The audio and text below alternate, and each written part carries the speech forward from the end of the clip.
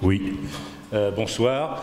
Donc avant de donner la parole à Dominique qui va nous parler de la théorie de la justice de Michael Sandel. Michael Sandel est un philosophe américain contemporain dont le dernier gros livre qui s'appelle justement Justice a été un succès d'édition mondiale. Vous pouvez d'ailleurs, pour les anglicistes, retrouver les conférences de Sandel qui sont vraiment très intéressantes à la fois sur le contenu et sur la forme. Voilà, c'est un grand professeur.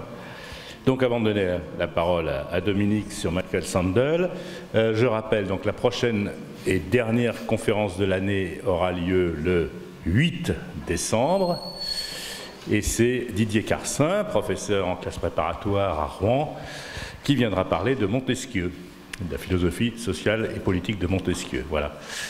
Pour l'année prochaine, eh bien, je suis toujours dans l'incapacité d'annoncer quoi que ce soit de précis, puisque il y a un problème de salle qui n'est pas résolu. Nous ne savons pas ce qui va advenir de ce bâtiment, déjà, puisque vous avez peut-être appris comme moi dans la presse que la fac de droit ferme. Donc qu'est-ce qui restera ici ? Ça reste assez mystérieux. On parlait de restructuration, mais si la fac ferme, je ne sais pas ce qui va se passer. Donc voilà. Sinon, on va chercher une salle. Il faudrait trouver une salle de 70 places à peu près, gratuite et qui n'est pas nécessairement un amphi. On n'a pas besoin d'une salle aussi gigantesque. Hein. D'ailleurs, peut-être les petites salles, ça a des fois son avantage, puisque j'ai participé à l'université populaire de la Roya récemment, qu'anime mon ami Jacques Cotta, que vous connaissez peut-être pour certains d'entre vous. Et eux, ils ont à Breil-sur-Roya, donc une petite ville, hein, je te donne un gros bourg, Breil-sur-Roya, et ben ils ont une petite salle, il y a 80 chaises, voilà, ils sont un peu serrés, mais ils remplissent leur salle assez régulièrement. Et en fait, une petite salle, c'est peut-être plus sympathique qu'une grande. Hein, ça rend le dialogue plus facile. Donc on va voir si quelqu'un a une idée d'une salle où on peut mettre 70-80 chaises, même si ce n'est pas une salle énorme. L'essentiel, c'est qu'elle soit assez facilement accessible. Voilà, bah, vous nous en faites part. Là, j'ai écrit, j'attends des réponses à mes courriers. Hein, c'est toujours un peu compliqué, ces choses-là. Voilà. Bon, sinon, on a un programme en tête qui porterait sur l'éducation. Philosophie de l'éducation, l'histoire de l'éducation, il y a beaucoup de choses sur ce sujet. Voilà, il ne reste plus qu'à trouver une salle et mettre des dates en face. Voilà. Bon, on va faire passer un chapeau et une casquette, parce que normalement, on doit encore payer le vigile qui nous est imposé par Vigipirate pour ces réunions. Voilà, ben, je vous remercie, je passe la parole à Dominique tout de suite.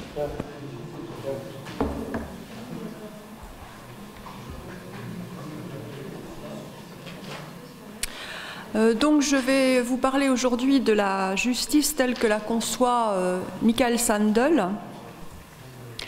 Alors pour commencer, on pourrait dire ceci.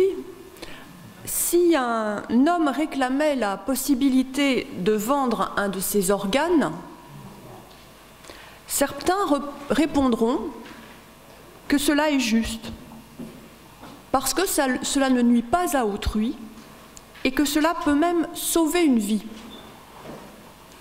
Alors par rapport à cette réclamation, évidemment, il y en a d'autres qui vont s'opposer très vivement à la décision de cet homme de vendre ses organes en disant que cela est immoral.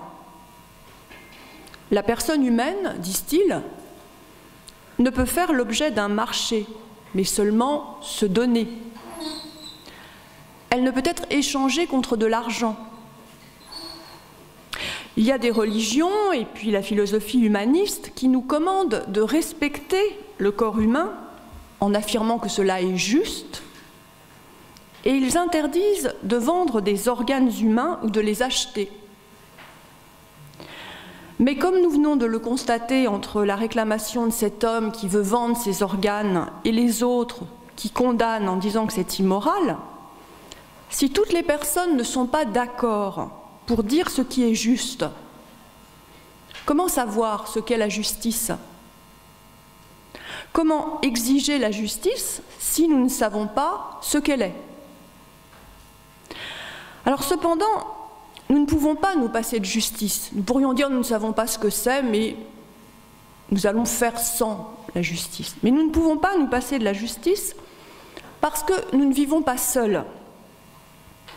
L'humanité est formée d'une pluralité d'individus différents, avec des mœurs différentes. Pour certains, il est bien de voiler les jeunes filles, pour d'autres, non. Nous sommes donc séparés par nos cultures et nous nous affrontons souvent à propos de ce que nous considérons comme bien. Les uns disant c'est bien, les autres disant c'est mal. Nous avons donc, pour pouvoir vivre ensemble, besoin de règles dans nos relations avec les autres, afin de ne pas vivre dans la division ni dans les rapports de force. Nos différences culturelles peuvent nous conduire à une forme de violence sociale, nous le savons bien. Et il nous faut donc de l'unité. Alors comment faire cette unité? Bien par des règles. La règle, c'est le contraire de l'exception, comme en grammaire. La règle, c'est ce qui relie. Comme avec une règle de bois, vous allez relier les points et faire une ligne droite. Donc pour éviter les rapports de force à l'intérieur de la société et que le plus fort l'emporte sur le plus faible, il faut établir des règles. Et ces règles sont des lois lorsqu'elles sont obligatoires et sanctionnées par l'autorité publique. Elles établissent ce qu'on appelle une égalité de droit. Et on peut dire que l'ensemble des lois, c'est ce qui constitue le droit. Dans un État démocratique, comme le nôtre, eh bien on peut dire que, on y tend, tous les individus et toutes les cultures doivent être soumis aux mêmes lois. Les démocraties sont ce qu'on appelle des États de droit. C'est-à-dire que ce sont des États dans lesquels c'est la loi qui commande. Et le pouvoir doit s'exercer dans les limites de la loi. C'est-à-dire que le pouvoir n'est pas le représentant d'une religion ou d'une caste qui va vous dire ce que vous devez faire, comment vous devez vivre, comment vous devez vous conduire. Mais être juste, est-ce seulement suivre la loi? Est-ce que l'on peut dire, la justice, on sait ce que c'est suivre la loi qui est établie dans l'État? Ou bien est-ce que ce ne serait pas plutôt suivre une exigence morale qui parfois peut être en opposition avec la loi établie? Si l'humaniste ou le religieux sont opposés à une loi qui autorise le commerce des organes, est-ce qu'ils doivent obéir à la loi ou désobéir à la loi? C'est quoi la justice? Alors on pourrait dire que la justice, c'est la légalité, c'est la conformité à la loi, c'est obéir aux lois, obéir aux droits établis dans un État. Mais on pourrait dire que la justice n'est pas ça, c'est la légitimité et non pas la légalité. C'est-à-dire que ce serait une vertu conforme à une morale. Donc la justice, est-ce que c'est une question purement juridique, une question de loi, de droit? Ou bien est-ce que c'est une question morale? Alors, est-ce qu'on doit penser que dans une démocratie, les lois sont tellement bien faites qu'elles visent toujours la justice comme un bien commun et qu'aucun homme, qu'aucun d'entre nous ne serait jamais divisé entre, d'une part, sa conscience morale et d'autre part, son devoir de citoyen? Est-ce que c'est possible? Bien, nous savons que dans les démocraties les meilleures, il y a toujours des conflits entre ce que nous jugeons bien, en notre âme et conscience, et ce que peut exiger la loi de nous. Si nous sommes médecins et que nous sommes catholiques, comment allons-nous nous comporter devant une demande d'avortement? En France, c'est dépénalisé. Alors peut-être aurons-nous la possibilité de céder notre place à un autre médecin. Il n'empêche que nous sommes pris entre notre conscience morale et la loi. Qu'est-ce qui est juste? Nous pourrions penser, dans notre recherche de la justice, que le but d'une société humaine, c'est le consensus social, qu'on s'entende bien les uns avec les autres, qu'on évite les conflits qui sont source de violence. Il conviendrait pour cela de faire de la justice un droit qui serait neutre moralement, de sorte que chacun accepterait la loi, puisque ça ne renverrait pas à une morale plutôt qu'à une autre. Donc chacun pourrait accepter la loi, ne pas la contester, parce qu'elle n'aurait aucun sens moral. Donc la justice serait la loi, parce que la loi, qu'est-ce que ça serait? Ça serait ce qui se limite à ce que les uns ne nuisent pas aux autres, de sorte que chacun puisse librement chercher ce qui est bien pour lui, pour sa religion, pour sa culture, dans sa vie privée. Alors on pourrait reprendre l'exemple du commerce des organes, on pourrait dire la loi sur le commerce des organes ne doit pas dire que c'est un bien ou que c'est un mal, parce qu'on va tous se fâcher les uns avec les autres, mais on va permettre à ceux qui le considèrent comme un bien de pouvoir le faire, et on va permettre à ceux qui ne veulent pas le faire de ne pas être forcés de le faire. Et il en va de même pour le mariage pour tous ou pour l'avortement. On ne va pas dire c'est bien ou c'est mal, on va dire ben voilà, la loi c'est ça, et après chacun fait ce qui lui plaît. Donc la morale, c'est quelque chose qui serait purement privé, qui n'aurait aucun rapport avec la justice en tant que loi. Chacun sa morale, selon sa pensée, selon sa religion, mais la loi par contre, elle vaut pour tous, mais la loi, elle ne dit rien quant à la morale. Elle permet à chacun de chercher ce qui est bien pour lui, à condition de ne pas nuire à autrui, évidemment. Mais qu'est-ce que c'est que la loi? Est-ce que la loi, c'est une procédure formelle au service des individus, ou bien est-ce que c'est la volonté d'un peuple? C'est-à-dire, qui fait la loi? Est-ce que c'est une somme d'individus? Ou bien est-ce que c'est l'unité de tout un peuple? Alors, on pourrait considérer que la société est une somme d'individus, indifférents les uns aux autres, une juxtaposition d'ethnies, de religions qui n'ont rien à partager, qui ont tous des visions du monde, des vies, des conceptions de la morale différentes. Et chacun vivrait dans son quartier, selon ses coutumes particulières, sans se préoccuper des autres, à condition de ne pas nuire aux autres. Mais est-ce qu'on ne pourrait pas, au contraire, considérer la société comme une communauté politique? Mais qu'avons-nous à partager pour faire communauté? Mais est-ce que ce n'est pas le bien, précisément, que nous avons à partager? Mais c'est quoi le bien? Alors, au nom du bien, de la vertu, est-ce qu'on ne risque pas d'étouffer les libertés individuelles, les différences culturelles?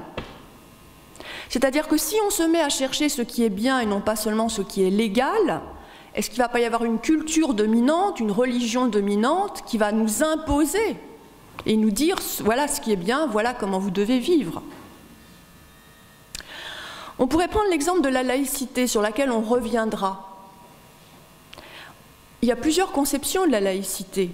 On pourrait se dire, par exemple, la laïcité, c'est la neutralité. Et ça permet à toutes les cultures de coexister. Donc la laïcité, on ne pense rien, c'est seulement que chacun puisse s'exprimer comme il l'entend. Mais on pourrait aussi considérer que la laïcité, c'est tout autre chose, que c'est la défense de valeurs communes qui nous rassemblent. Mais alors, comment ne pas retomber dans cette idée que la justice, c'est une légitimité, une vertu morale, des vertus à partager, des valeurs communes? Alors, nous réfléchirons à ces questions à partir de l'œuvre de Michael Sandel. Donc, comme l'a dit Denis, Michael Sandel, c'est un philosophe américain contemporain, qui vit toujours, et qui est professeur donc dans la prestigieuse université de Harvard. Sandel a écrit 2 livres sur la justice, dont le plus connu, Justice, est la publication de ses cours à Harvard. Donc c'est un livre très agréable à lire que je vous recommande. Et donc sa réflexion sur la justice est à comprendre dans le contexte de la société américaine actuelle et de la pensée américaine qui se divise en quelque sorte en 2 conceptions de la justice. Il y a une conception de la justice qui se dit libérale, et qui va défendre la neutralité de la loi, la sauvegarde des libertés individuelles, et qui va penser la justice comme droit sans se soucier le moins du monde de ce qui est moral ou pas. La question, c'est pas est-ce que c'est moral, la question c'est est-ce que c'est la loi. Mais il y a une seconde conception de la justice qui essaie de penser la justice comme capacité de faire communauté, de réfléchir ensemble à ce que nous considérons comme le bien commun. Et alors la justice serait considérée comme une vertu morale. Qu'est-ce qui est bon pour tous? Qu'est-ce qui est bon pour tous les Français? Qu'est-ce qui est bon pour tous les hommes? Et c'est cette conception de la justice, proche de celle d'Aristote, que va défendre Sandel. Alors, dans une première partie, nous allons étudier la philosophie du libéralisme, donc qui pense la justice comme l'expression du droit, celui-ci devant défendre les libertés individuelles, et donc le droit ne se préoccupe pas de morale, donc nous l'avons compris, il est absolument neutre moralement dans cette conception libérale du droit. Il ne dit pas ce qui est bien, il défend la liberté pour chacun de vivre comme il l'entend, sans nuire à autrui.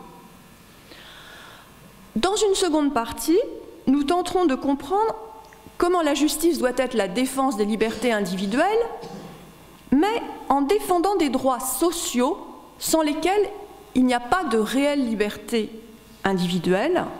Et pour cela, nous irons voir un autre philosophe américain qui s'appelle Rawls, qui est soucieux justement de la justice en tant qu'elle nous relie aux autres, puisqu'il nous parle de droits sociaux.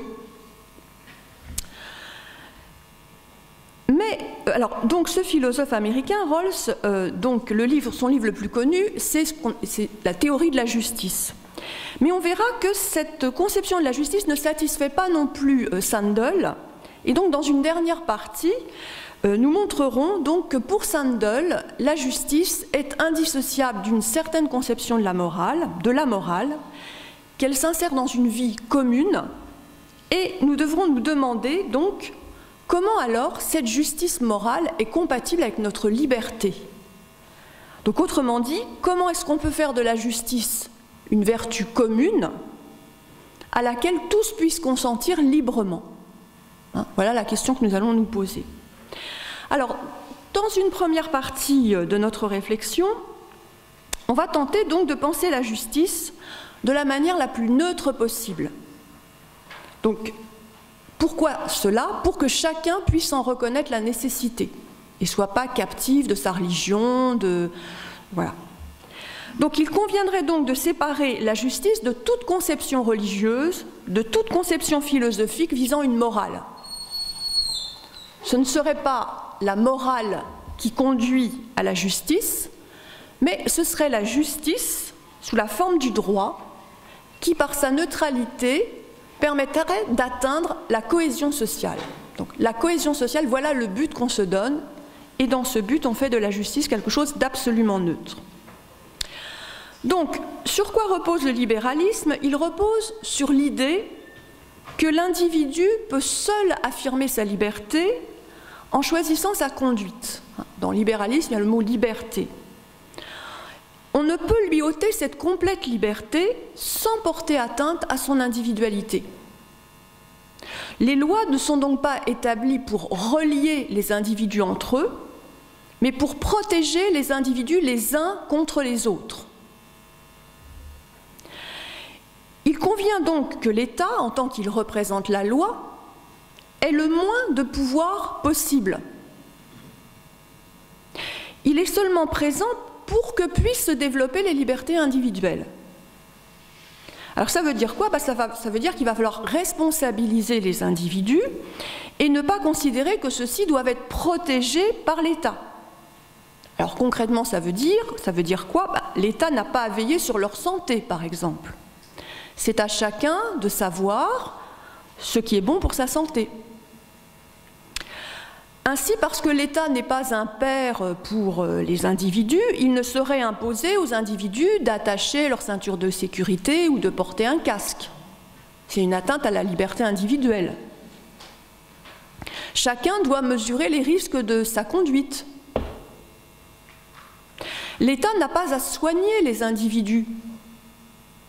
Ils doivent calculer les risques de leur conduite et épargner les frais nécessaires à leur santé.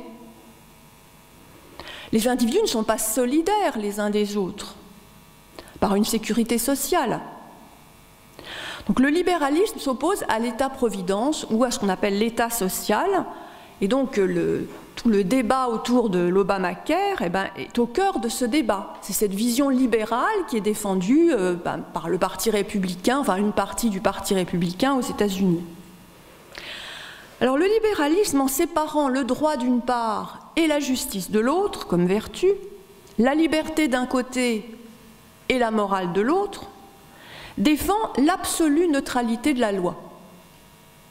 Alors si on parle par exemple du mariage homosexuel, si la loi autorise le mariage homosexuel, comme dans certains États, ce n'est pas du tout parce qu'elle l'approuve comme étant un bien. Ce n'est pas la reconnaissance de l'amour entre deux personnes. La loi, c'est ce qui permet aux homosexuels de se marier ou pas, selon leurs désirs, et à ceux qui y sont opposés, de s'abstenir de ce genre d'union. Donc on ne vous dit pas c'est bien, et donc on va faire une loi parce que c'est bien. On ne vous dit pas c'est pas bien, donc on ne va pas faire de loi. On vous dit il faut faire une loi pour que chacun puisse se marier ou pas, comme il le désire. Donc un libéral américain ne comprend absolument rien au débat français et à toute cette effervescence qui a eu lieu il y a eu quelques années, parce que les Français se demandaient si c'était bien ou mal. Et donc un libéral américain ne se demande pas si c'est bien ou si c'est mal. Il faut seulement établir une loi permettant à chacun de faire ce qu'il désire. Donc la cohésion sociale ne repose pas sur un accord moral, mais sur une coexistence pacifique, une juxtaposition d'individus et non une relation. On ne peut pas s'accorder, on est tous différents, on a tous des visions du monde différentes, religieuses, philosophiques, culturelles, donc il faut seulement établir une loi neutre. Alors comme vous le savez, la justice libérale refuse aussi toute redistribution des revenus et des richesses. Nous n'avons pas à payer des impôts pour financer la santé, l'éducation ou le logement des plus démunis. C'est à chacun de se prendre en charge. L'État n'a pas à prendre aux riches l'argent qu'ils ont gagné par leur travail. Cela ne veut pas dire que certains ne puissent fonder des associations caritatives en faveur des plus pauvres. Mais c'est leur liberté de vouloir aider, c'est leur conception de la morale, de la relation à autrui. Personne n'est empêché d'aider quelqu'un, mais personne ne doit être forcé de le faire. Ce n'est pas à l'État de dire ce qui est bien. C'est à chaque religion, chaque culture, chaque individu d'être laissé libre de penser ce qui est bien pour lui. Cela permet, selon les libéraux, de s'opposer à un État totalitaire. Parce qu'un État totalitaire, précisément, impose une même vision du bien. Et cela permet d'échapper aussi à une forme de théocratie. En Iran, on va vous dire ce qui est bien, et vous devrez y adhérer. Cela permet de s'opposer à un pouvoir absolu comme les monarchies de l'Ancien Régime. Et ce sont ces monarchies qu'ont fui en fait les premiers Américains venus d'Europe. Ils les ont fuis pour leur intolérance religieuse et leur privation de liberté. Ce qui explique ensuite, en partie, leur conception de la société. Alors les idées du libéralisme sur la fonction de l'État et la réduction de la justice à la défense des droits individuels ont été développées à la fin du XXe siècle par un philosophe qui s'appelle Hayek, en 1960, dans son livre « Constitution de la liberté ». On retrouve aussi des idées du même genre chez l'économiste américain Milton Friedman. Dans « Capitalisme et liberté », en 1962, Friedman s'oppose à la sécurité sociale et à un système de retraite obligatoire. Alors Friedman s'oppose aussi au salaire minimum. C'est toujours la même idée, chacun est responsable de sa vie et des risques qu'elle comporte. Il y a un autre philosophe américain qui est un adversaire de Sandel, c'est Nozick, dans son livre « Anarchie, État et Utopie » en 1974.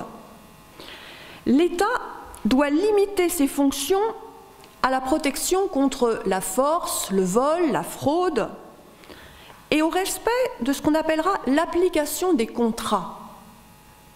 Qu'est-ce que c'est que le droit, en fait, pour un libéral? Le droit, c'est un contrat passé volontairement entre des individus, et la justice, c'est le droit de passer de tels contrats. Alors par exemple, les salariés passent des contrats de travail avec leur patron et des contrats avec des assurances privées pour les protéger contre la maladie ou la vieillesse.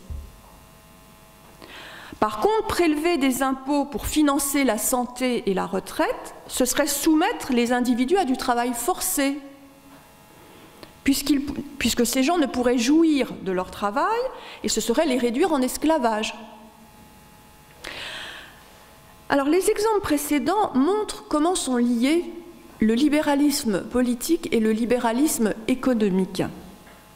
En effet, dans un premier temps, on pourrait penser que le libéralisme est né d'une opposition à toute forme de totalitarisme et de tyrannie, en défendant les droits des individus contre le pouvoir absolu de l'État, mais ce libéralisme politique, dans les faits, est extrêmement lié au libéralisme économique.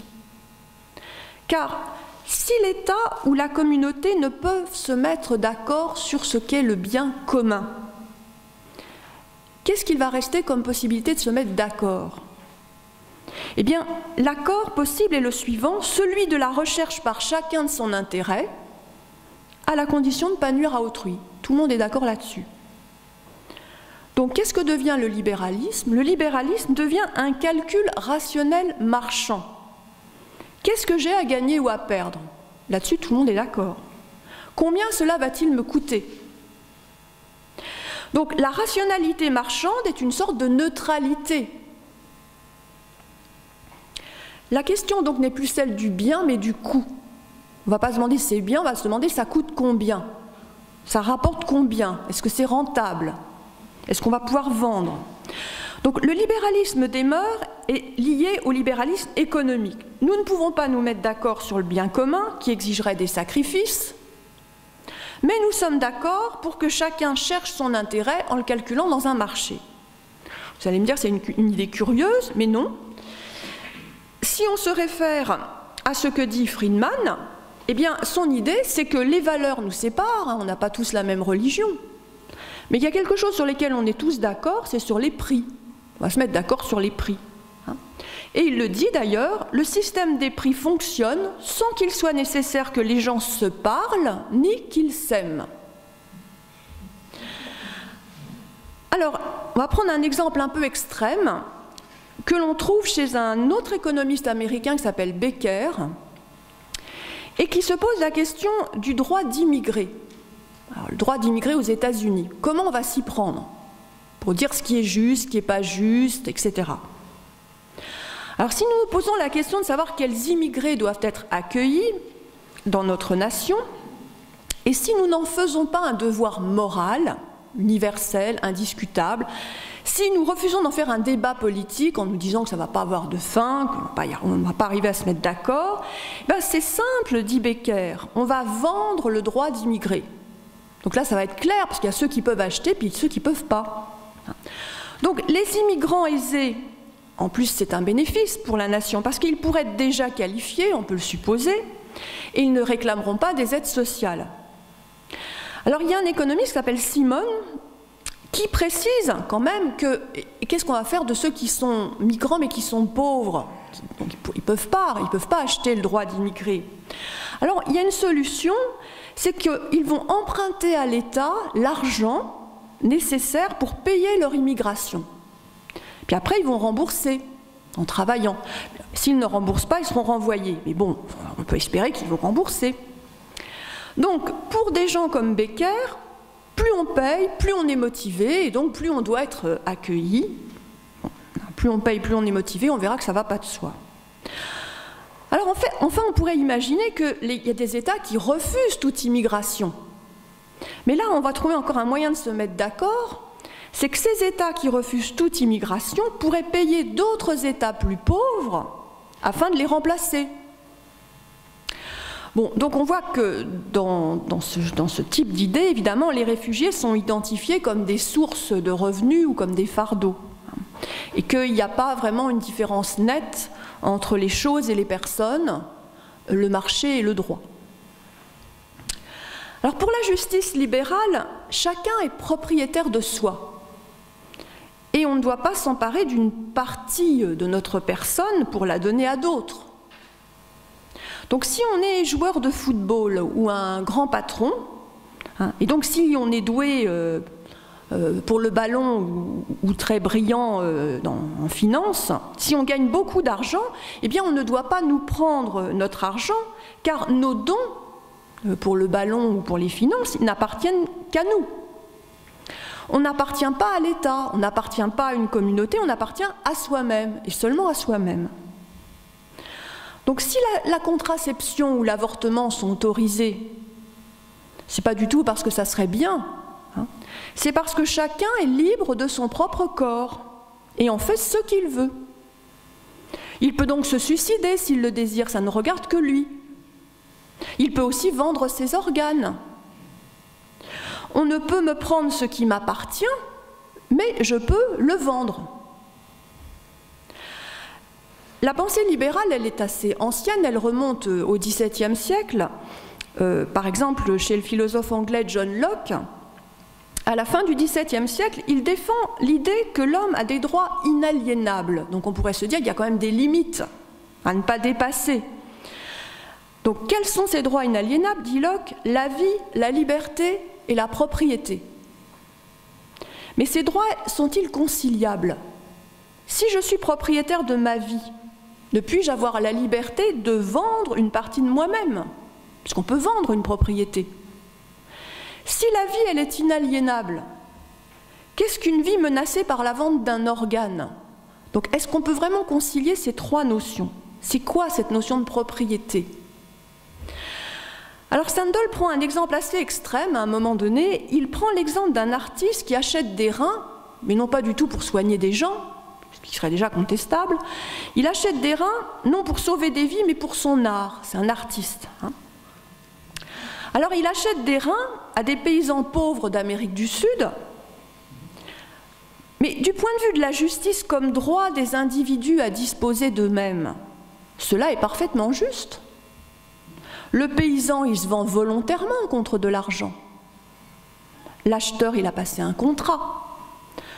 Dans cet exemple, on comprend qu'une telle justice ne pose jamais la question des fins pour lesquelles on agit, mais seulement la question de la légalité ou du droit.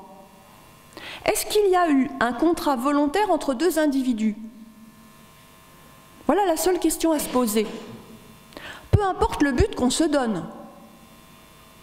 Donc on ne se demande pas si la fin, le but, est bonne ou mauvaise. On a compris pourquoi, parce qu'il serait impossible de se mettre d'accord sur le bien et le mal dans une société composée d'une multiplicité d'individus, d'ethnies, de cultures, etc. Donc une telle conception de la justice conduit à penser que tout marché doit être libre et que tout ou presque peut être vendu ou acheté. Si les transactions sont volontaires et si elles sont des contrats, on n'a rien à leur reprocher. Si deux individus qui passent contrat y gagnent, et donc il en résulte, pour eux et pour l'ensemble des individus, peut-on penser que quelque chose de plus avantageux. Alors cette manière de penser, elle est longuement réfutée par Sandel dans son livre, que je vous invite à lire, « Ce que l'argent ne saurait acheter ». Un petit livre très simple à lire et très intéressant. Tout d'abord, il conviendrait de se demander si celui qui accepte de vendre son rein, le paysan d'Amérique du Sud, ou celui qui désire se suicider, est-ce que ce sont des gens vraiment libres? Si un homme est conduit à mourir de faim, peut-être en viendra-t-il à vendre son corps pour de l'argent. Ce contrat est-il volontaire? Si quelqu'un souffre sans pouvoir être soulagé, en quoi son suicide assisté contre une somme d'argent est-il un acte libre? Alors Sandel prend l'exemple de quelque chose qui fait couler beaucoup d'encre aujourd'hui, et ça se rapproche de notre horizon, c'est la gestation pour autrui, qui fait l'objet d'un commerce, on le sait, aux États-Unis. Ce n'est pas de la science-fiction. Il y a des couples français qui partent aux États-Unis. Bon. Alors, il prend l'exemple réel d'un couple américain qui recrute une mère porteuse par l'intermédiaire d'un centre proposant des maternités de substitution. Donc la mère porteuse accepte de renoncer à ses droits maternels et de laisser adopter son enfant contre 10 000 € payables à la naissance. Mais la mère porteuse n'arrive pas ensuite à se séparer de son enfant. Alors elle est contrainte par une décision de justice à livrer l'enfant. C'est une histoire réelle. Alors pourquoi on l'a contraint? Parce qu'il y a eu libre accord à l'avantage des deux parties, entre adultes consentants. Alors, mais cette mère porteuse, est-ce qu'elle a été vraiment conduite à réfléchir aux conséquences de ce contrat? Est-ce qu'elle était pleinement éclairée sur ce que signifie la maternité? Est-ce qu'elle a choisi de louer son corps ou bien est-ce qu'elle y a été contrainte par la misère? Est-ce qu'il y a une liberté sans réflexion? Est-ce qu'on est seul responsable de son ignorance ou de son inconséquence, quitte à ce que certains en profitent? En admettant que le contrat soit conclu entre des individus lucides, ce qui n'était peut-être pas le cas de cette dame, il n'en demeure pas moins que la réduction de la justice à des contrats marchands, à des calculs d'intérêt, pose un problème moral. Est-ce qu'on peut vendre ou acheter des bébés? Ce n'est pas de la science-fiction, c'est un problème qui se pose aujourd'hui dans certains États américains. Si nous pensons que c'est avantageux pour une femme pauvre de vendre son enfant à une famille aisée, infertile, pour assurer l'avenir de l'enfant, cependant, c'est quand même réduire l'enfant à l'état de marchandise. Et c'est estimer sa valeur par une somme d'argent, c'est-à-dire j'ai coûté combien? Toi, tu as coûté ça, moi ça, voilà, bon, on peut comparer, combien on a coûté. Bon. Donc, nous en revenons à poser une question philosophique et morale. Ne doit-on pas distinguer les personnes et les choses? Le libéralisme veut protéger les individus contre les rapports de force. Il est soucieux de liberté. Mais alors comment il peut accepter un commerce des personnes qui existe concrètement dans certaines sociétés? Alors, suite de l'histoire de la dame, il y a une suite, c'est que la Cour suprême de justice, quand même, invalida la décision de justice précédente. Mais il ne suffit pas d'affirmer que la mère n'était pas pleinement libre à cause de sa pauvreté ou parce qu'elle n'avait pas réfléchi. Même si elle n'était pas pauvre, même si elle avait réfléchi, il faut affirmer qu'une grossesse faisant l'objet d'un commerce est dégradée. Les relations d'une mère avec son enfant ne sont pas celles d'une personne avec une chose.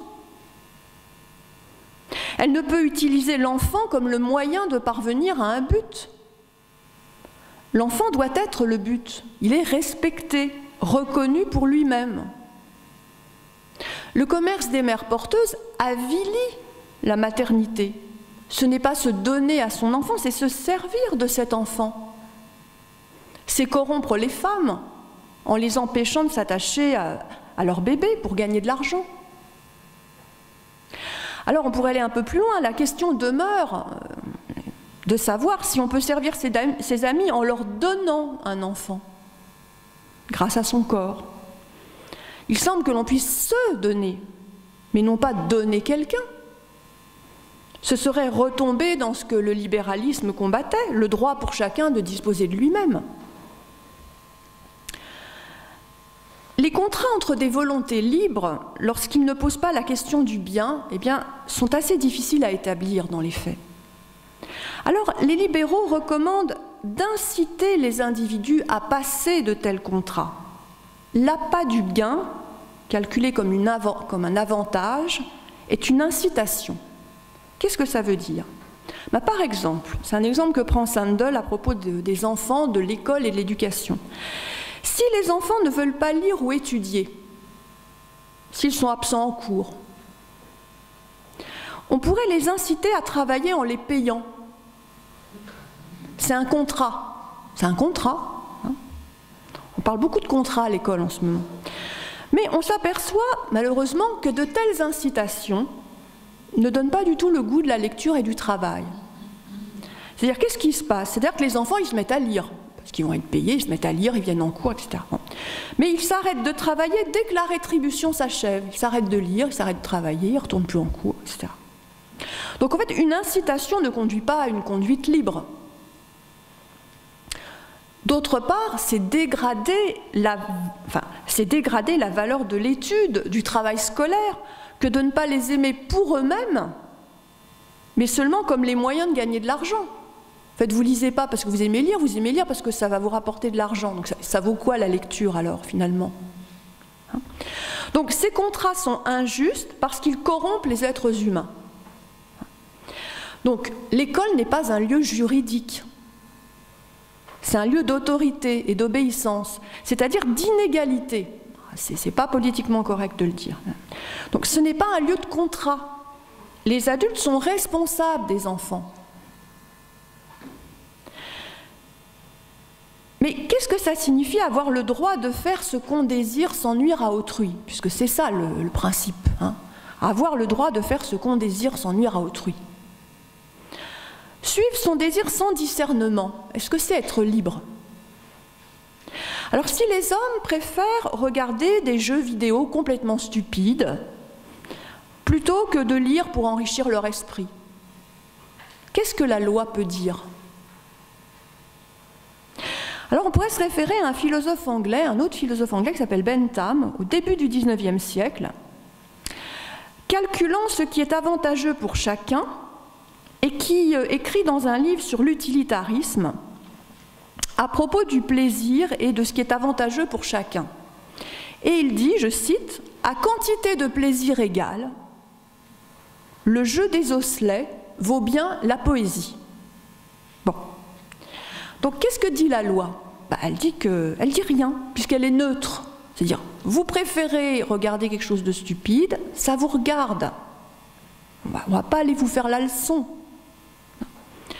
Donc, autrement dit, est-ce qu'on doit laisser les individus s'abrutir d'une certaine façon? C'est-à-dire, est-ce qu'on va laisser se répandre les combats de chiens, par exemple les spectacles de combats de chiens, dit Sandel, puis on va fermer les musées parce qu'il y a peu de monde dedans?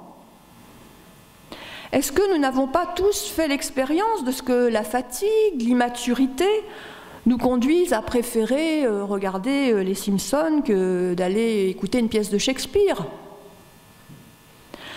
Nous pourrions donc au contraire penser que la justice, elle se soucie de la vertu morale des hommes et qu'elle vise leur perfectionnement, qu'elle vise leur amélioration par l'éducation, par la culture.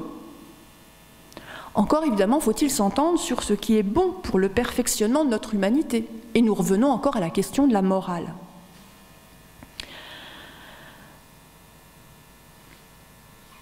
Alors, donc, nous comprenons que le libéralisme, en pensant la justice comme le droit, comme un contrat, dans sa neutralité, ne permet pas de défendre une réelle égalité de droit, et donc une liberté réelle. Cela maintient des rapports de force injustes, le paysan d'Amérique du Sud là, qui vend son rein. Nous comprenons d'autre part que le libéralisme, dans sa conception de la justice, dégrade les personnes en les instrumentalisant, la mère porteuse, et en les confondant avec des choses à l'intérieur d'un marché, le bébé qu'on va vendre. De plus, cela conduit à une société éclatée en une multiplicité d'individus et de cultures, incapables de vivre ensemble dans le désir de se comprendre. C'est chacun fait sa vie dans son coin. Enfin, cela rompt toute solidarité sociale. On ne va pas s'entraider, c'est que chacun se débrouille.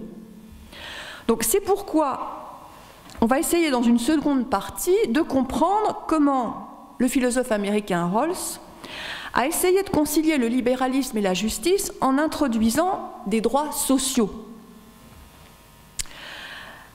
Alors, donc on l'a compris, le libéralisme, quel qu'il soit, pense la société comme un contrat passé entre des individus qui décident de vivre ensemble selon des règles, défendant la liberté de chacun.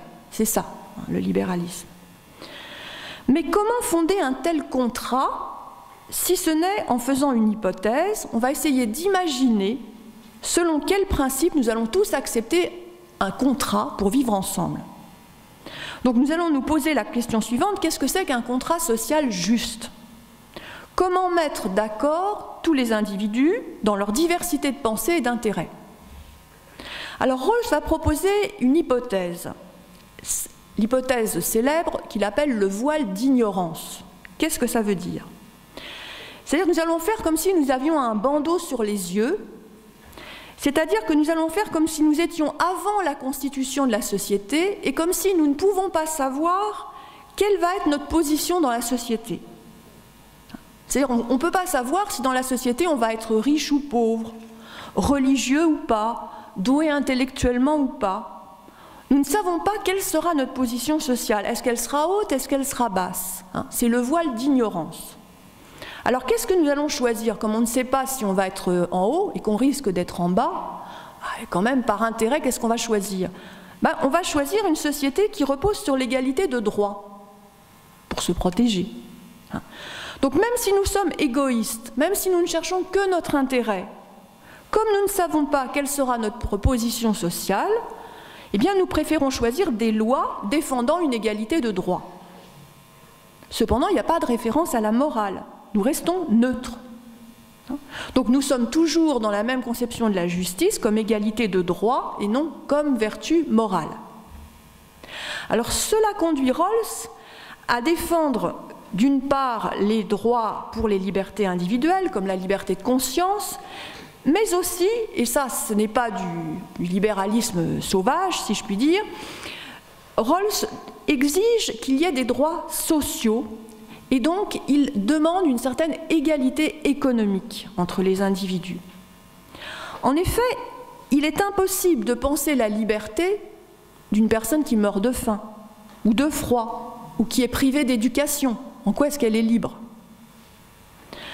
Rawls défend par conséquent une répartition des richesses. Alors nous observons pourtant des inégalités de salaire et de fortune, et Rawls ne conteste pas ces inégalités de salaire ou de fortune, mais il leur donne un certain sens. En effet, si nous attribuons plus de responsabilités et si nous rétribuons mieux un chirurgien que le gardien de l'hôpital, par exemple, eh bien nous allons l'encourager à prendre des responsabilités. Et cela est profitable, pas seulement aux chirurgiens, mais cela est profitable aux plus démunis, le malade, et à l'ensemble de la société. Donc Rawls considère qu'il faut suivre ce qu'il appelle le principe de différence.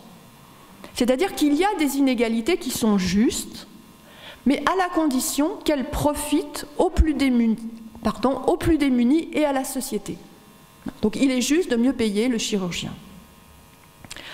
Alors, la question, c'est quand même de se demander si une telle incitation, un tel marché sont compatibles avec l'exercice de responsabilités favorables aux plus démunis. Par exemple, est-ce que si on paye mieux les médecins, si on leur promet une rémunération élevée, est-ce que ça va les attirer dans les déserts médicaux? Est-ce qu'il ne vaudrait pas mieux qu'ils aient le sens du service? Alors, d'autre part, est-ce qu'on doit taxer les plus riches pour financer l'accès à la santé, à l'éducation des plus démunis? Comment se situe Rawls par rapport à cette question? Alors, pour Rawls, la richesse n'a pas de valeur en elle-même si elle ne profite pas à l'ensemble de la société. Donc, on est vraiment quand même très loin de ce que disaient Friedman, Becker, Hayek, etc.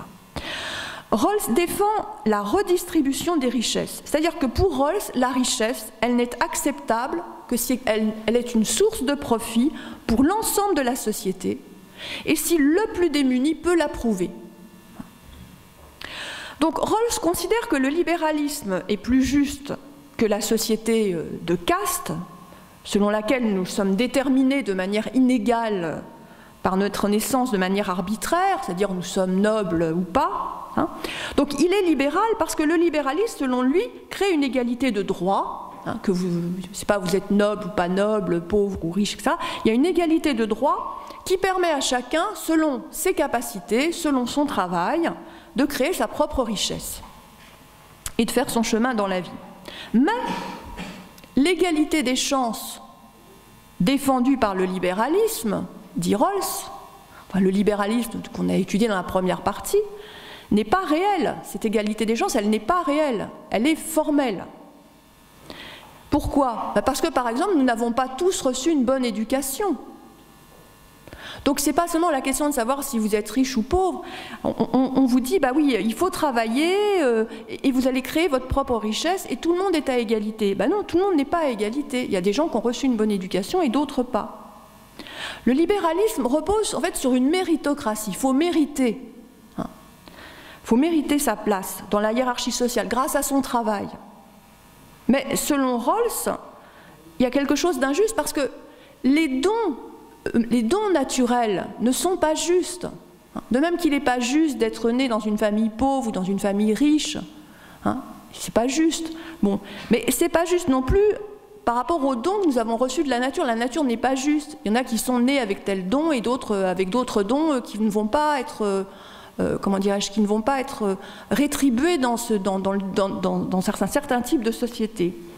Donc, être adroit avec un ballon de football ou être doué pour les mathématiques et pouvoir devenir trader, c'est pas donné à tout le monde. Hein. Donc, cette répartition naturelle des dons, elle n'est pas plus juste que le hasard de la naissance dans tel ou tel milieu social, dit Rawls. Hein. Alors, qu'est-ce qu'on fait, puisqu'il y a ces inégalités de dons, ces inégalités de milieu, etc. Est-ce qu'on va donner des semelles de plomb à ceux qui sont doués pour la course afin qu'ils ne courent pas plus vite que les autres, qui sont moins doués? Voilà. Comment est-ce qu'on va corriger les inégalités de talent sans tomber dans ce qu'on pourrait appeler l'égalitarisme? C'est-à-dire qu'on va handicaper les plus doués pour qu'ils ne courent pas plus vite que les autres. Alors évidemment, ce n'est pas ce que cherche Rawls. Rawls propose que soient encouragés les plus doués. C'est bien d'avoir des dons. Hein. Il faut développer son talent. Mais les richesses qui sont créées par ces talents, par ces dons, doivent être distribuées de manière égale entre tous. C'est-à-dire que les plus doués mettent leurs dons au service de la communauté. On n'est pas doué pour soi en disant « je suis le meilleur, je suis le plus fort, regardez-moi, hein, je mérite une place au-dessus de vous ». Donc selon Rawls, nous ne sommes pas propriétaires de nos dons, et on retrouve cette notion de propriété. Nous sommes les dépositaires ou les gardiens de dons qui sont une richesse commune, au service de la société. Donc Rawls s'oppose à l'idée de méritocratie. Nous ne méritons rien. Nous contribuons à la richesse de la société. Mais il ne suffit pas d'être doué, il faut travailler, diraient certains. Donc il pourrait paraître juste de mieux rétribuer ceux qui font l'effort de beaucoup travailler. Alors telle n'est pas la pensée de Rawls, qui considère que la capacité de travailler, c'est aussi un don. Il y en a qui sont plus laborieux que d'autres, qui sont plus résistants à la fatigue, par exemple. Et puis l'effort, souvent, c'est lié à des conditions psychologiques. Si vous êtes l'aîné de 6 enfants, eh bien, on vous a fait faire toutes sortes de choses depuis que vous êtes petit, des services à rendre, ça vous a endurci. Si vous êtes le petit dernier, vous êtes gâté, voilà. Bon. Donc, la notion d'effort, eh bien, elle est à distinguer de sa rétribution. On ne va pas rétribuer celui qui a fait le plus d'efforts et celui qui a le plus peiné ou travaillé. Alors on pourrait prendre un exemple pour que ce soit plus clair. Si vous payez quelqu'un pour faire un mur, un ouvrier vient faire un mur chez vous. Alors il y a 2 ouvriers, il y en a un qui fait le mur en 1 heure et l'autre il peine, il met 3 heures à faire le mur. Donc vous payez plus celui qui a mis 3 heures, c'est le même mur. Je pense que non. Hein. Donc ce qu'on va rétribuer c'est la construction du mur, c'est pas le temps passé à le construire. On pourrait prendre aussi l'exemple des athlètes qui courent sur le stade. celui qu'on va récompenser, c'est celui qui a fait, qui est arrivé le dernier, qui a peiné 3-4 heures sur le stade, et non pas celui qui a fait la course en un quart d'heure.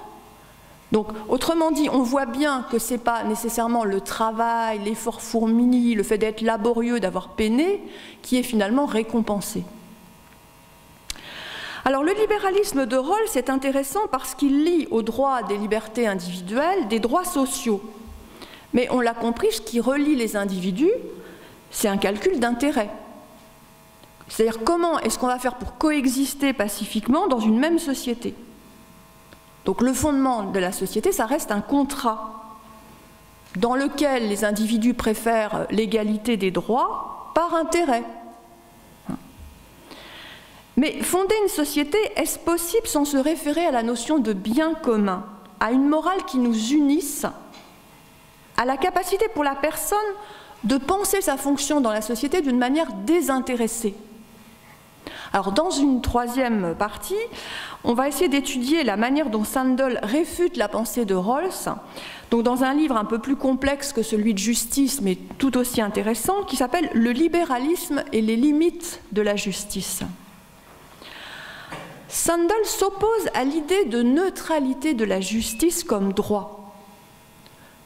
Ce n'est pas la liberté de choisir qui est à défendre, mais c'est le but qu'on se donne.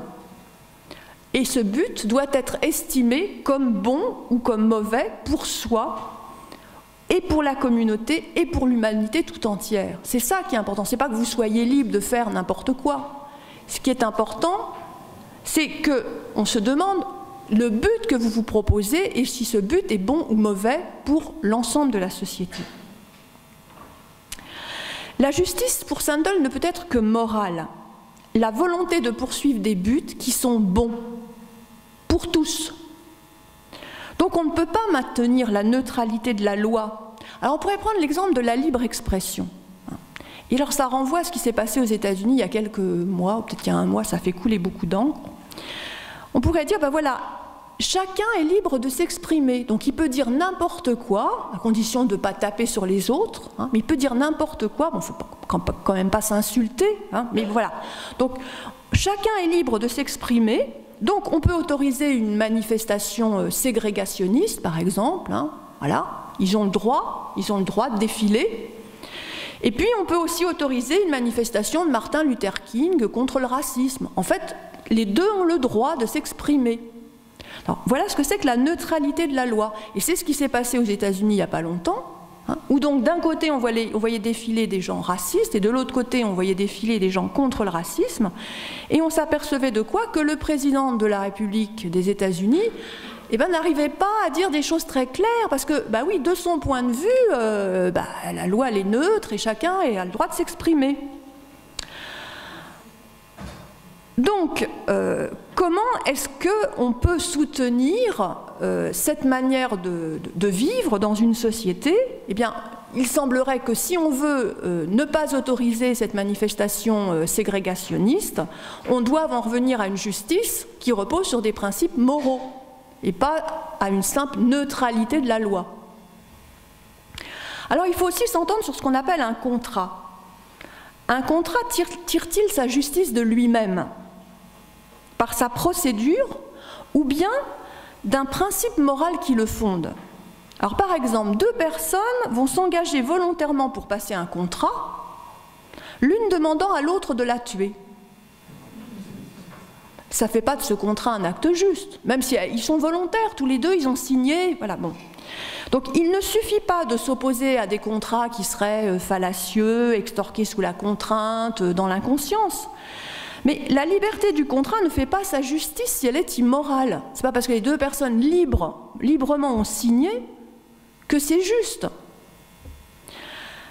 Donc la conception libérale fait problème parce qu'elle est centrée sur l'individu. Alors tout d'abord, comme nous l'avons compris, l'individu, il ne se réfère qu'à lui-même, à sa pure liberté. Et il n'entre dans la société que parce que celle-ci lui garantit le droit d'user de sa liberté, c'est tout. Mais c'est quoi cet individu qui ne se réfère qu'à lui-même? et qui peut être détaché, il peut être détaché de toute participation à une famille, un milieu culturel, une religion, une patrie, une humanité. En fait, le libéralisme conçoit l'homme comme un individu enfermé dans sa particularité et qui ne peut coexister avec les autres individus qu'en devenant un sujet de droit absolument neutre, c'est-à-dire il est incolore, transparent, neutre. Voilà.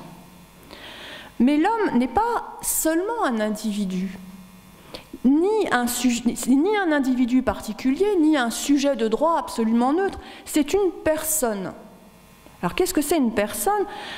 Une personne, c'est-à-dire qu'elle partage avec d'autres hommes la raison, une aptitude à la morale, la capacité de se comprendre. Donc les hommes ont le moyen de chercher à s'entendre, parce qu'ils ne sont pas des individus particuliers, mais des personnes reliées les unes avec les autres. Et c'est parce que l'homme est une personne qu'il peut chercher la justice. Que nous soyons africains ou européens, nous avons en commun la raison. Nous pouvons nous parler, nous pouvons discuter. Donc notre humanité, c'est en quelque sorte l'articulation de ce que nous avons de particulier et de ce que nous avons d'universel. Ce n'est pas être enfermé dans le particulier. Alors pourquoi penser que les hommes sont incapables de partager une morale fondant la justice? Pourquoi cette séparation? Alors déjà au XVIIIe siècle, parce que le libéralisme, en fait, il n'est pas arrivé comme ça au XXe siècle, il vient de plus loin. Le philosophe écossais Hume pensait la justice comme liée à la nécessité de répartir des ressources souvent rares ou insuffisantes pour contenter chacun. Si nous vivions tous dans l'opulence, disait Hume, nous n'aurions pas besoin de justice. Si nous étions tous généreux, il n'y aurait pas non plus besoin de justice. Pourquoi il y a justice? Parce qu'il y a conflit d'intérêts. Ou bien les ressources sont rares, ou bien certains vont tout accaparer. Donc, la justice n'est pas une vertu pour Hume, elle est ce qui remplace l'absence de vertu. Alors Rawls, c'est pas Hume, et il ne dit pas que les motivations égoïstes rendent la justice nécessaire. Cependant, il dit que nous devons nous représenter ce que peut vouloir un individu sans nous demander s'il est égoïste ou généreux. La justice ne tire pas son origine de l'égoïsme, dit Rawls, mais elle ne se fonde pas dans la vertu. Elle cherche comment fonctionner indépendamment de ses considérations sur l'égoïsme et la vertu. Il lui faut fonctionner avec les individus quels qu'ils soient. Donc autrement dit, on voit que la justice comme droit neutre vient en fait d'une conception assez sombre des hommes, comme incapables de générosité. Voilà. Alors, cependant, dans les sociétés, nous pouvons observer des conduites généreuses, sociales. Nous recevons des cadeaux gratuitement, sans aucune nécessité. Et si vous voulez rembourser le cadeau qu'on vous fait, je crois que ça ne va pas faire plaisir à la personne qui vous a fait un cadeau, ou si vous refusez l'aide d'un ami, ou si vous ne l'acceptez qu'à la condition de le payer en vous disant c'est un marché, c'est comme ça, eh bien vous allez vous fâcher avec votre ami.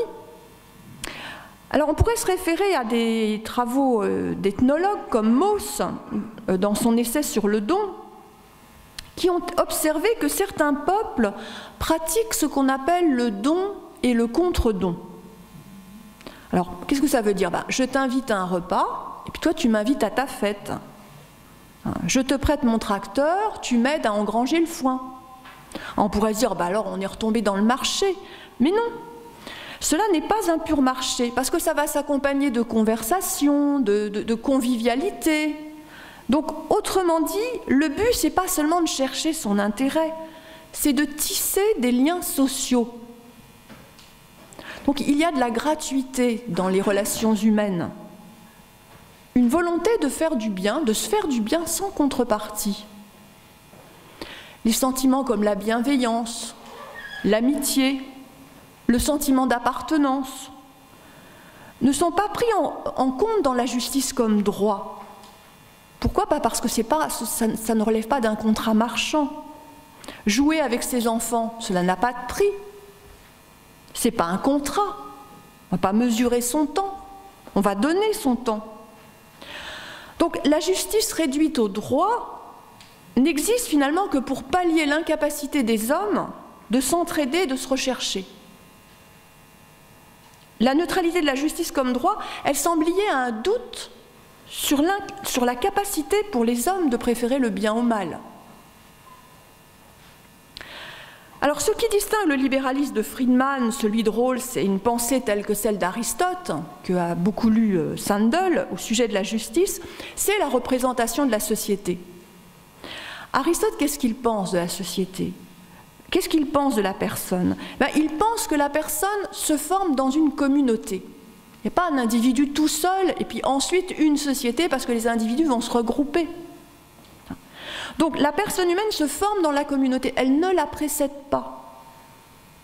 Alors cela ne veut pas dire que nous soyons des produits de la société. Il ne faut pas tomber de l'individualisme dans le communisme. Aristote, il n'est pas communiste. Il faut seulement comprendre qu'une personne se construit dans les relations avec d'autres personnes et qu'elle se développe dans une communauté politique, pour Aristote. La métaphore sociale d'Aristote, c'est celle du vivant. Et on la retrouve aussi dans les épîtres de saint Paul. Qu'est-ce que dit Aristote? Il dit « nous sommes les membres d'un même corps ». Un corps vivant. Nous sommes les membres d'un même corps. Il y a un corps social. La société, c'est un corps, comme un corps vivant. Et qu'est-ce que dit le pied? Qu'est-ce qui fait le pied? Le pied, il ne peut pas se développer tout seul. Ce n'est pas un individu qui a décidé d'entrer dans le corps. Le pied ne peut se développer indépendamment de son appartenance au corps. Nous ne choisissons pas librement, volontairement nos relations sociales, mais nous y sommes attachés. Et nous découvrons ce que nous sommes par cet attachement. Comment nous allons nous comporter comme membres de la société ou de l'humanité? Être un membre. Et notre liberté, en fait, c'est la manière dont nous vivrons notre participation au corps social. Donc, il nous faut distinguer d'une part une communauté et d'autre part une association. Nous avons quelque chose en commun. Nous sommes des humains ou des Français avant d'être des individus qui s'associent. Nous devons être attachés les uns aux autres et pas seulement avoir des rapports entre nous. Nous avons des parents et des enfants. Nous devons partager sans exiger toujours la réciprocité comme dans un marché. Participer à une communauté, c'est pas seulement coopérer. On prend vraiment part. Donc il ne nous faut pas seulement mettre en commun des dons d'abord individuels, mais comprendre qu'il y a des ressources qui sont d'abord communes et par lesquelles se développe la personne. Il nous faut recevoir et pas seulement prendre, comme par exemple les ressources naturelles, telles que l'eau, le soleil, la beauté de la nature. Alors tout cela exige une réflexion sur le bien. Le bien, ce n'est pas l'avantageux, ce n'est pas un calcul d'intérêt. Le bien, il est nécessairement commun. Ce qui est bon pour tous. Cela ne signifie pas qu'il ne puisse pas se décliner de diverses manières, mais il exige un sentiment d'appartenance et le désintéressement. Ce n'est pas ce qu'a décidé l'individu, ce qu'il a choisi dans un contrat, ce que la majorité des individus veut. C'est l'objet d'un débat politique, d'une discussion familiale ou amicale, pour essayer ensemble de se mettre d'accord sur ce qui est bien, de croire que c'est possible, de ne pas désespérer. Donc nous ne précédons pas le bien individuellement en le choisissant, nous cherchons ensemble, en discutant de ce qui est bon pour tous. Alors nous pouvons aussi penser que le bien n'est pas toujours ce que nous avons choisi, mais ce qui s'impose à nous. Et ce n'est pas nécessairement un mal que cela s'impose à nous. En effet, nous appartenons à une famille, à une profession, à une nation. Et donc nous devons consentir à faire notre devoir. Et ce devoir, il exige des efforts. Et il ne va pas toujours dans le sens de ce que nous aurions désiré en tant qu'individus. Si nous voulons payer des impôts, on ne va pas y aller en courant en disant « Ah, chic alors hein. ». Donc, si nous voulons payer des impôts, c'est pour participer au développement de la société, c'est pour partager les richesses avec les plus démunis, c'est pour être solidaires les uns des autres. Mais ce n'est pas un choix individuel, ce n'est pas la recherche d'un intérêt, ce n'est pas un marché. Donc c'est peut-être qu'il est dans la nature de l'homme de vivre en communauté et de poursuivre un bien commun. C'est pour ça que nous allons consentir à payer des impôts par devoir, à condition qu'on n'en fasse pas n'importe quoi de nos impôts, évidemment. Alors, la conception de la justice, la conception libérale de la justice, hein, on l'a compris, vient de nos démocraties modernes, dans lesquelles nous ne parvenons pas, disent-ils, disent les libéraux, à nous mettre d'accord sur ce qui est bien, parce que nous avons des religions différentes, des cultures différentes. Le bien serait un objet de conflit, et ce conflit serait indépassable. Alors on pourrait reprendre l'exemple de la laïcité, dont j'ai déjà parlé. Alors, il y a deux façons de concevoir la laïcité. Il y a une façon de la concevoir comme neutralité. Donc, on laisse de côté les religions, les manières de penser propres à un milieu culturel. C'est ainsi que la laïcité est comprise au Canada. Alors ça va donner quoi? La coexistence des différentes cultures entre lesquelles l'État ne prend pas position. Donc l'État ne dit pas il faut être catholique, il faut être musulman, l'État est neutre. Donc à l'école, on va voir la jeune fille musulmane avec son voile qui va venir s'asseoir à côté de la jeune fille chrétienne sur les bancs de l'école. Mais la laïcité française n'est pas la laïcité canadienne. Ce n'est pas la coexistence dans l'indifférence à nos appartenances. Elle cherche ce qui nous rassemble dans une même humanité. C'est-à-dire, elle pense que nous avons quelque chose de commun. Elle cherche une liberté de penser avec sa raison qui serait donnée à tous. Un même attachement à l'égalité et à la démocratie. Mais précisément, défendre la liberté, l'égalité, la raison, la démocratie, est-ce que ce n'est pas défendre un bien? Et est-ce que ce bien, précisément, il n'est pas commun? Pour Sandel, on ne peut sortir de toutes ces difficultés que si on pense que le but de la communauté politique n'est pas de laisser chacun faire ce qu'il désire à la condition de ne pas nuire à autrui. Pour Sandel, comme pour Aristote, la justice est une vertu parce qu'elle ne vise pas le consensus social, qu'on ne se tape pas dessus, enfin c'est déjà beaucoup, mais bon. Mais la manière, qu'est-ce qu'on vise? La manière dont la communauté politique peut aider les hommes à devenir meilleurs. C'est pour ça qu'on ne se tapera pas dessus. C'est pas parce qu'on sera indifférent avec une loi neutre pour nous relier. Il n'y a pas de neutralité car l'État doit former des hommes et des citoyens. Et qui va-t-on honorer dans une telle société? Eh bien ceux qui favorisent cette vie bonne par leur fonction politique, ceux qui se soucient du bien commun. Donc les lois ne sont pas des contrats neutres, mais ce qui donne l'habitude de faire le bien. Les lois, dit Aristote, elles sont formatrices, éducatives.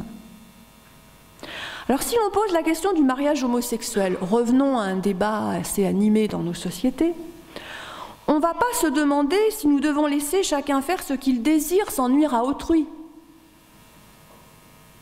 On va se demander s'il est conforme à la nature de l'homme quand, dans une communauté politique, il cherche la vie bonne. Donc la question n'est pas une question individuelle. Qu'est-ce que je désire? La question, elle est sociale et humaine, c'est-à-dire qu'est-ce qui va en résulter pour toute la société et pour l'humanité? Alors, en conclusion, rappelons que nous nous sommes demandé ce qu'était la justice au début de cette réflexion. Alors, on l'a vu, la pluralité des cultures conduit le libéralisme pour nous protéger contre les conflits sociaux et les abus de l'État, à la définir comme le droit dans sa neutralité. Donc c'est la liberté pour l'individu de choisir sa vie, à la condition qu'autrui puisse agir de même. Alors cette conception de la justice nous a paru insuffisante. C'est une pensée individualiste et nous pouvons nous comprendre autrement que comme des individus qui n'entrent en société que dans leur intérêt en limitant la fonction de l'État. Nous pouvons aussi nous comprendre comme des personnes qui nous formons dans des appartenances. La société précède et rend possible le développement de la personnalité. Nous pouvons nous entendre sur un bien commun, en réfléchissant et en délibérant ensemble, librement, dans des institutions politiques. Nous avons une raison qui nous conduit à articuler notre particularité et notre universalité. Enfin, nous pouvons penser que la justice libérale n'est pas neutre absolument, quoi qu'elle dise, mais seulement moralement, car elle fait de l'individu et de sa conception de la liberté des valeurs absolues. Et ces valeurs sont tout à fait contestables. Je vous remercie.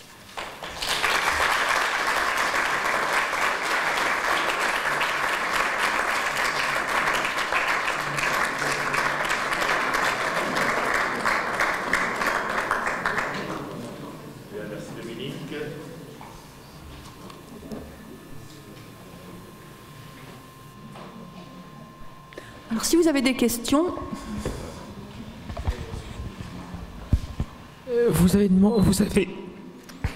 Vous avez mentionné Rawls et Sandler. Est-ce qu'ils peuvent envisager une société dans laquelle différentes communautés peuvent cohabiter sans forcément avoir des rapports de force négatifs ? Je crois que dans les deux cas, en effet, il peut y avoir des rapports qui ne soient pas négatifs, puisque pour Rawls, on va s'entendre sur un contrat social qui repose sur des libertés et des droits sociaux. Et pour Sandel, on va se mettre d'accord grâce à un débat politique, grâce à des discussions sur un bien commun. Donc dans les deux cas, on devrait arriver à vivre ensemble, voilà, unis les uns avec les autres. Enfin, c'est pas parfait évidemment, mais c'est un idéal à rechercher. Voilà. Je ne sais pas si je vous réponds. Oui, comme ce dont tu as parlé, c'est quelque chose que j'ai eu l'occasion de parcourir il y a 17 ans, puisque j'ai publié un livre qui s'appelle « Morale et justice sociale » aux éditions du Seuil, qui justement aborde Nozick, Rawls et Sandel. Je crois que la différence essentielle entre Rawls et Sandel, elle est politique. Parce qu'à mon sens, Rawls est un libéral. Oui.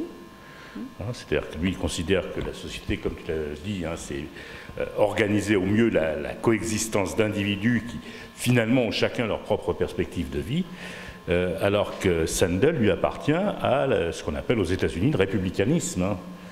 Son idéal politique, c'est la République, conçue dans le sens d'Aristote, comme une communauté, et non pas simplement comme un système législatif qui permet à chacun de faire ce qui lui plaît.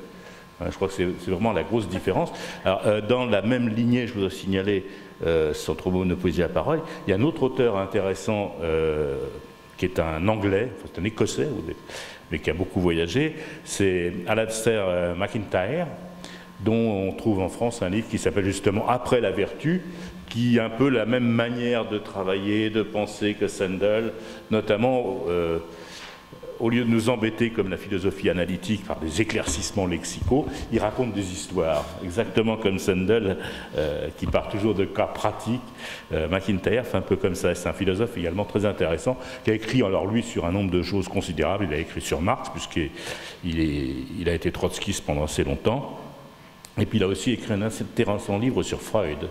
Voilà, donc je signale MacIntyre, il y a peu de choses en français, mais notamment il faut lire Après la vertu. Un très bon livre, voilà.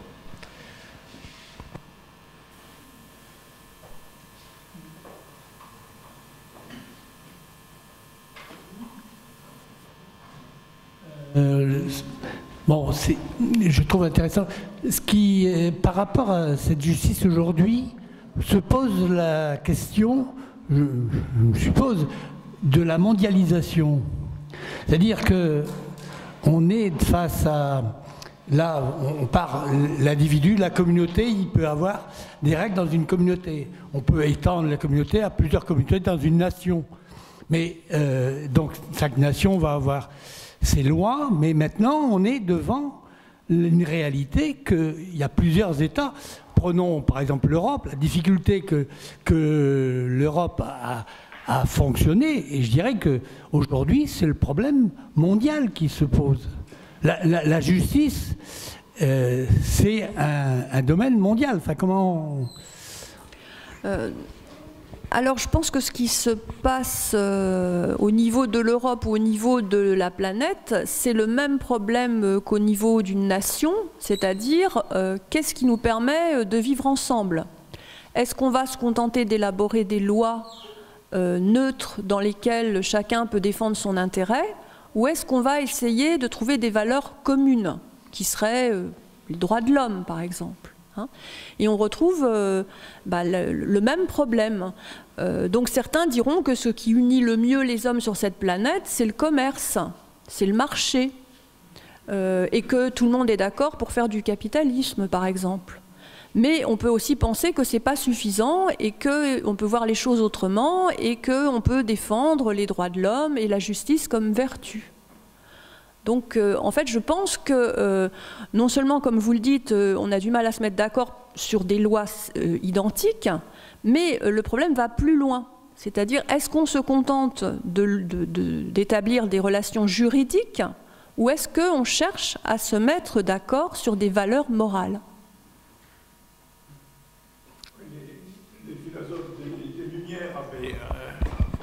Les philosophes des Lumières avaient abordé un peu le problème parce que Rousseau, à la fin du contrat social, dit que de toute façon, il pourrait étendre sa réflexion à l'international, mais ce serait trop long. Il n'avait ni la place ni le temps. Et bon, Kant a bien essayé de faire un projet de paix universelle ou paix perpétuelle. Donc le problème avait été vu déjà.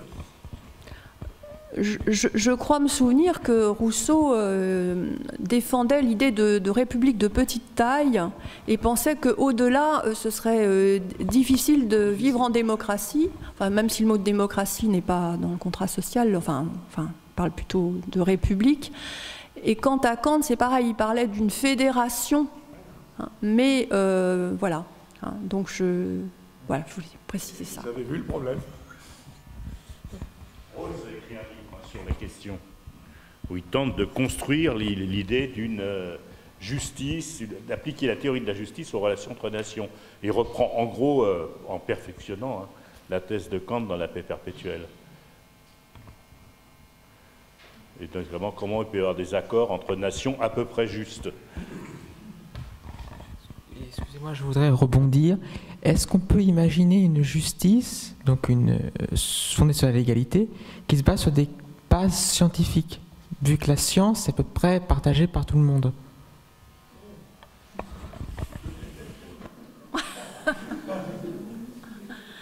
Ce qui peut être intéressant dans votre question, c'est quand même l'idée que nous avons tous une raison, que nous pouvons nous comprendre et chercher la vérité ensemble. Donc ça montre bien que nous ne sommes pas seulement un individu enfermé dans des particularités. Mais par ailleurs, la justice, si elle doit chercher la vérité et ne pas dire n'importe quoi, elle fait de cette vérité une valeur. C'est-à-dire que la justice fait partie de l'éthique et de la morale. La science dit ce qui est vrai ou faux, mais elle ne nous dit pas comment nous devons vivre. Elle ne nous dit pas ce qui est bien ou ce qui est mal. Après, il faut donc passer de la science à l'éthique, à la morale. Mais voilà, mais la justice ne peut se passer d'une certaine recherche de la vérité et doit faire de la vérité une valeur. Enfin, je ne sais pas si je me fais bien comprendre. Hein, voilà.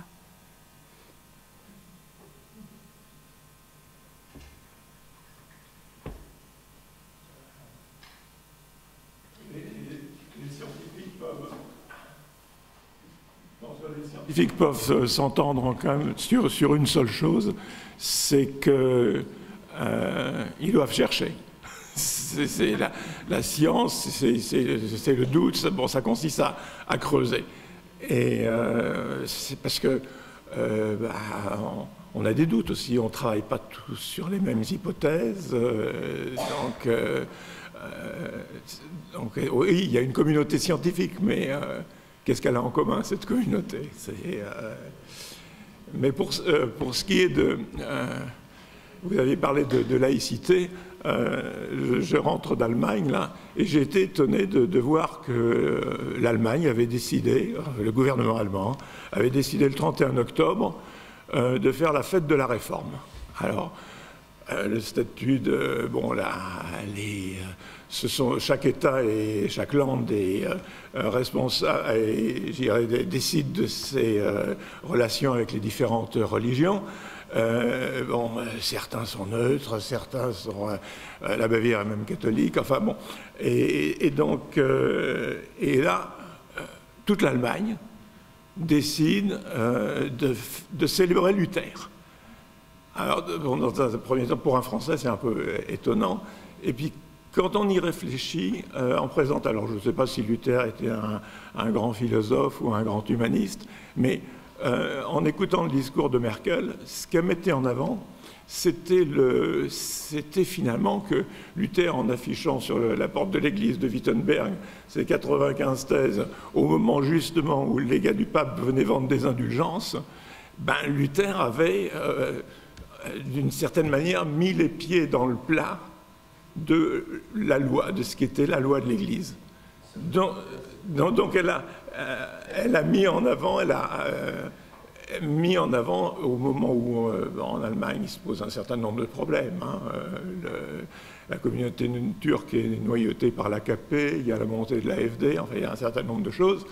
Et je pense qu'elle a profité de cette occasion pour mettre sur la place publique l'exemple de quelqu'un qui avait osé poser des questions.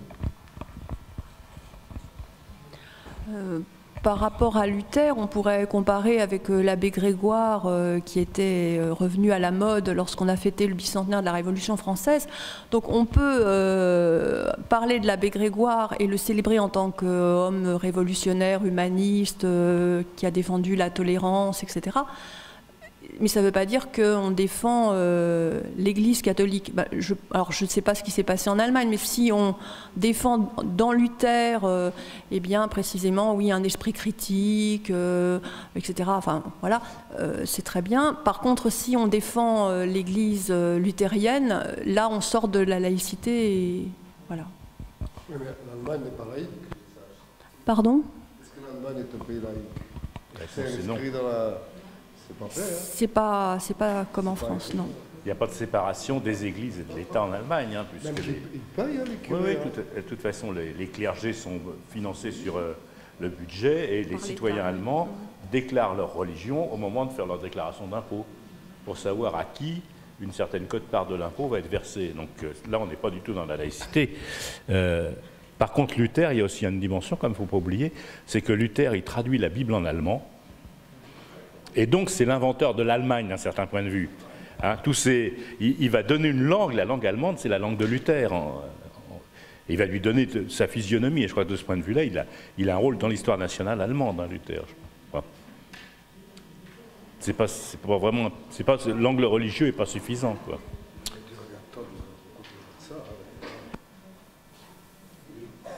Bah, pour ceux qui qui sont un petit peu intéressés au dernier livre de Todd et un petit peu à ce qu'il en a dit. Hein, le fait, l'Allemagne passe pour être un pays aussi important que la France en termes d'universalisme, justement à cause du fait que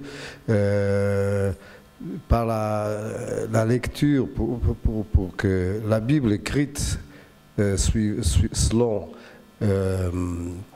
la religion protestante, quoi, et ben, elle s'est appuyée sur l'écriture, quoi, sur l'écriture, mais de l'écriture moderne avec les caractères, avec et puis c'est grâce à ça qu'il y a eu que les gens se sont mis à lire d'une façon qui n'avait aucun rapport avec ce qui était jusque-là.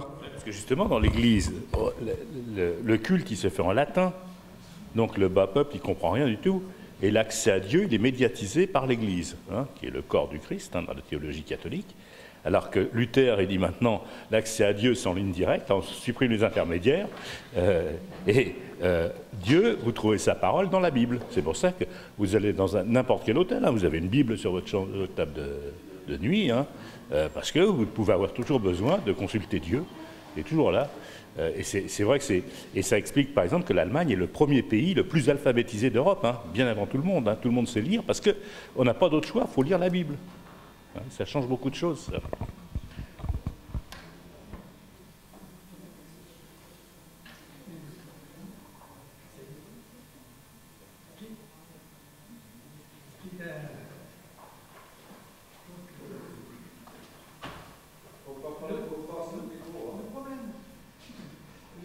Problème politique de la justice. Prenons,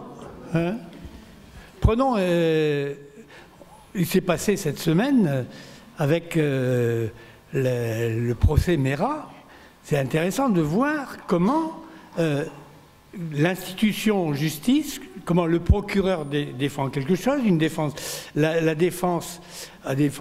Je trouve que là, chacun a une certaine conception et se réfère à dicter la justice à partir de certains critères. Je trouve que le débat là est intéressant. Je ne sais pas comment vous voyez ce qui s'est passé là par rapport à ce procès qui a été fait, un verdict qui est donné, et puis le procureur qui demande de refaire le procès en disant que c'est un peu... Le débat, là, effectivement, il se pose concrètement. Comment se définit ce type de justice? À travers, effectivement, il y a débat. Je crois que c'est ça qui est important, c'est qu'il y ait un débat. En fait, la justice, c'est un lieu dans lequel on doit parler et dans lequel il doit y avoir différents points de vue qui sont confrontés. Donc, autrement dit, la justice, c'est quelque chose qui est un aboutissement. On la cherche ensemble. On ne l'atteint jamais totalement. Un verdict, ce n'est pas une vérité. Hein, c'est ce qu'on dit être le plus proche de la vérité. Donc, je pense qu'en effet, on n'est pas tous d'accord au départ. Il y a des témoins, des témoins à charge, des témoins de la défense, etc. On discute, on pèse le pour, on pèse le contre, et on essaye le plus possible de se comprendre et de se mettre d'accord. Voilà, mais ça exige de la part de chacun une certaine vertu, une certaine conscience, une certaine honnêteté, etc. Voilà. Et il y a l'intervention du pouvoir là-dedans. Il y a la régulation de ce qui se passe dans le tribunal par des institutions juridiques, oui. Mais ce ne sont pas eux qui décident. Il y a quand même avant tout des citoyens qui sont là pour discuter entre eux et chercher comme ils peuvent.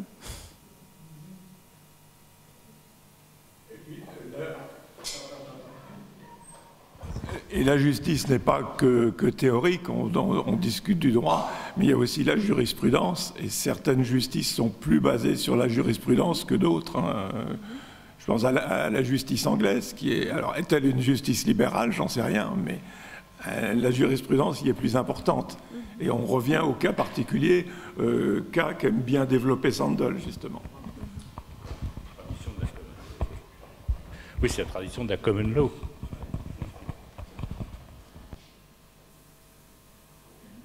Il y a un point important aussi dans à quoi Sandel nous invite à réfléchir, c'est l'idée que au fond, pour vivre en société, il faut accepter qu'il y ait des règles communes et ne pas chercher systématiquement à ce que chacun puisse faire prévaloir sa propre particularité. Je crois que c'est important, ça, dans ce que dit Sandel. C'est d'ailleurs la grosse différence entre Sandel et Rawls. Rawls essaie de construire une théorie de la justice qui soit indépendante des conceptions substantielles du bien, comme il dit, hein, alors que Sandel dit que c'est totalement impossible et qu'il n'y a pas de république sans qu'il y ait une conception substantielle du bien. Je crois que j'ai eu l'occasion de développer ça il y a un an à peu près, si je ne m'abuse, quand j'ai parlé des communautés, communautarisme, etc. Hein, Voilà, il faut qu'on partage un certain nombre de choses. Exactement comme dans pour que la vie commune soit possible, il faut qu'on puisse partager des repas. Il a dit, l'exemple. Et dans le don contre don, justement, je t'invite, tu m'invites, donc je suis à chaque fois en dette. C'est ça on n'a pas simplement soldé un échange, tu m'as payé un gueuleton, je t'en paye un, voilà, on n'a plus rien à se dire, pas du tout. C'est qu'à chaque fois qu'on a fait un don, le contre-don doit arriver. Et on est pris dans un cercle qui renforce la relation sociale, alors que l'échange détruit la relation sociale. Ce qu'explique d'ailleurs très bien Marx dans la première section du Capital, quand il dit que la marchandise, c'est ce qui détruit toute communauté. Voilà, et je pense que cette idée-là, c'est une idée qui est importante pour nous, parce que nous sommes dans une société dans laquelle, en gros, nous ne voulons plus accepter de contraintes communes.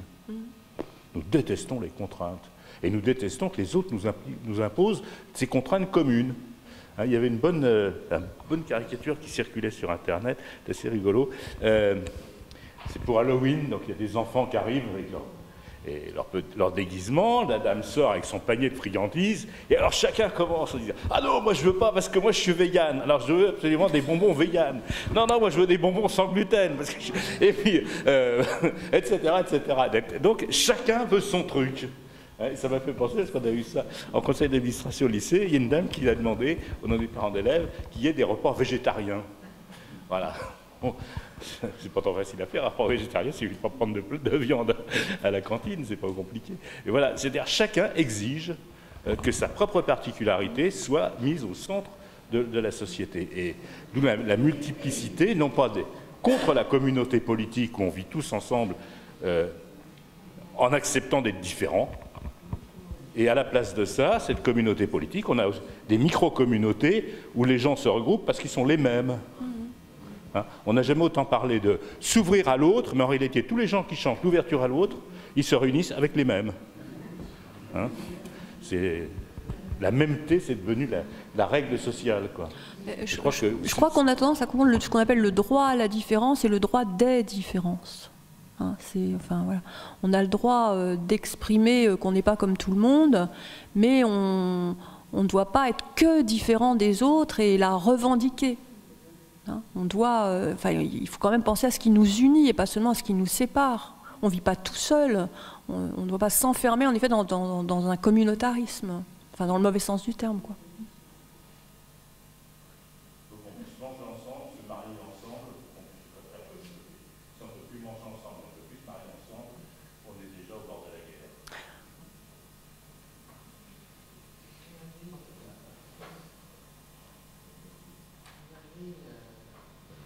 Poser une autre interrogation.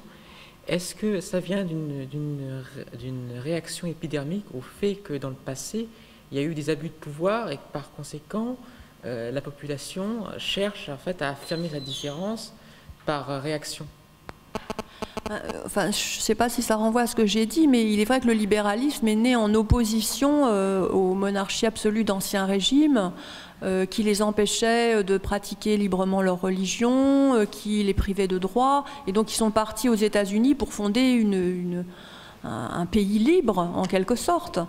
Donc on peut penser que le libéralisme, il a des qualités, il ne faut pas les lui nier. C'est de s'opposer au totalitarisme, à la tyrannie, à la théocratie, etc. Mais après, sa manière de défendre la liberté tombe dans une sorte d'individualisme qui ne me semble pas une bonne chose pour que nous puissions vivre tous ensemble de la meilleure manière. Voilà, ça me semble insuffisant. Il y a de bonnes choses dans le libéralisme, mais elles sont insuffisantes à mes yeux. Je ne sais pas si ça répond à votre question. Non? Pas tout. Oui? Est-ce que nos sociétés ne sont pas à l'image des sportifs, c'est-à-dire la compétition à tout prix, le meilleur gagne, effectivement, comme ça a été dit, et après il y a des castes qui font que je suis à tel niveau, je suis D2, je suis dans le régional, je suis dans le national, et chacun reste à son niveau. Et les gens se fréquentent à leur niveau. Alors est-ce que le sport n'est pas à l'image de la société ou inversement, quoi? La compétition et après les castes qui se rencontrent entre elles, quoi. Alors ça renvoie à ce que j'ai dit, c'est-à-dire on a des dons, on a des talents, mais qu'est-ce qu'on en fait? Est-ce que ce sont mes dons, donc c'est ma richesse, et puis je m'en sers pour être au-dessus des autres? Ou est-ce que j'ai des dons pour donner un peu de moi-même aux autres et pour les aider, et pour les hisser ou... Voilà, est-ce qu'on... Ah ben oui, oui. Voilà, on revient à la morale. Voilà, on revient à la morale, oui.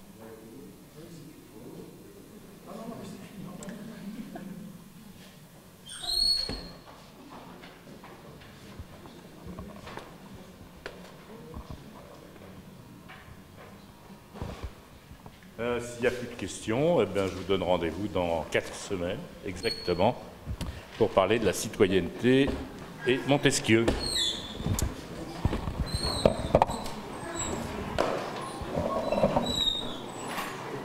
Il y a encore quelques exemplaires